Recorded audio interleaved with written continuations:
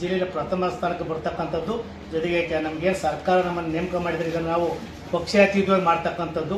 ನಾವು ಯಾವುದೇ ಆ ಪಾರ್ಟಿ ಎಲ್ಲ ಪಕ್ಷಾತೀತ ಕಾರ್ಯಕ್ರಮ ನಾವು ಮಾಡ್ತಾ ಇದ್ದೀವಿ. ಇದಕ್ಕೆಲ್ಲ ನಮಗೆ ಏನೀಗ ಹಾಸನಲ್ಲಿ CM ಮತ್ತು DCM ಏನಿತ್ತು ಕಾರ್ಯಕ್ರಮ ಪ್ರಗತಿ ಪತಿಯಲ್ಲಿ ಹಾಸನ ಕಾರ್ಯಕ್ರಮಕ್ಕೆ ನಮ್ಮ ಪಂಚ ಗ್ಯಾರಂಟಿ ಯೋಜನೆ ಅತಿ ಹೆಚ್ಚು ಫಲಾನುಭವಿಗಳು ನಮ್ಮ ತಾಲೂಕಿನಿಂದ ಆಗಮಿಸಿ ಕಾರ್ಯಕ್ರಮ ಯಶಸ್ವಿಗೊಳಿಸಿಕೊಂಡಿದ್ದಾರೆ. ಅದಕ್ಕೆ ನಮಗೆ ಸಂಬಂಧಪಟ್ಟದ ಈ ಅಧಿಕಾರಿಗಳಿಗೆ ನಮ್ಮ AF ಸಾಹೇಬರಿಗೆ ವಿಶೇಷವಾಗಿ ಪುರಸ್ಕರಿಸ್ತೇನೆ. ವಿಶೇಷವಾಗಿ ನಾವು ಕೂಡ ನಮ್ಮ ಸಮಿತಿಯ ಸದಸ್ಯರೆಲ್ಲ ಸೇರಿ ಸುಮಾರು 20ರಿಂದ 30 ಪಂಚಾಯಿತಿ ಪ್ರವಾಸ ಮಾಡಿ ಇದು ಸರ್ಕಾರಿ ಕಾರ್ಯಕ್ರಮವಾದರೂ ಕೂಡ ನಮಗೆ ನಾವೆಲ್ಲ ಪ್ರವಾಸ ಮಾಡಿ ಅವರ ಜನಗಳಿಗೆ ಫಲಾನುಭವಿಗಳನ್ನು ಮನವೊಲಿಸಿ ಕಾರ್ಯಕ್ರಮ ಮಾಡಿದ್ವಿ.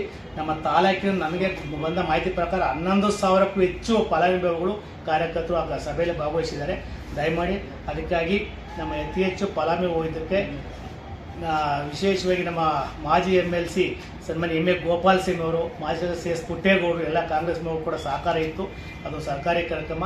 ಜೊತೆಗೆ ಮೊನ್ನೆ ಒಂದು ಕಾರ್ಯಕ್ರಮದಲ್ಲೂ ಕೂಡ ಕಾನ್ಸ್ಟಿಟ್ಯೂಷನ್ ಡೇ ಕೂಡ MLA ಅವರು ಕೂಡ ಶಾಸಕರು ಕೂಡ ಇದು ಎಲ್ಲ ನೀವು ಭಾಗವಹಿಸಿದ್ದು ಕೂಡ ಹೇಳಿದರು. ಹಾಗಾಗಿ ಕಾರ್ಯಕ್ರಮ ಸಕ್ಸಸ್ ಆಗಿದೆ.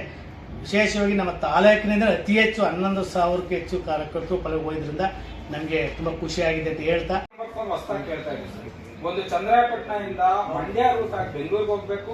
ಯಾವಾಗ 10 ಗಂಟೆಗೆ ಹೊರಡಬೇಕು ಅಂದ್ರೆ ಆ ಟೈಮ್ ಸೆಟ್ ಮಾಡ್ಕೊಂಡು ನಿಮ್ಗೆ ಅನುಕೂಲ ಆಗುತ್ತೆ, ಜನಗಳ ಪಬ್ಲಿಕ್ ಅನುಕೂಲ ಆಗಿದೆ.